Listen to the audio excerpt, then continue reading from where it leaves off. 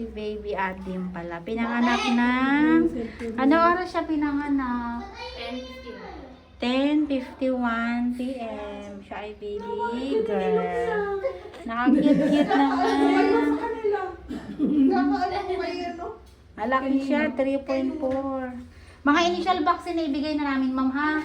Ilalagay na lang natin sa baby book ni baby mo, no? Merenda, ma'am. Malamig. Kahit ano. Kahit ano. Meron kayong palamig doon, ba? Ayan. Cute ng baby nila. Ang cute, oh. Siopaw din na siopaw to. Yako. Laki-laki purong bata. Maliit sa sukat, pero layo din. Fourth baby. Ayan, ang cute ng baby nila, oh. Hello, siopaw. Naipit na yung tenga mo, eh.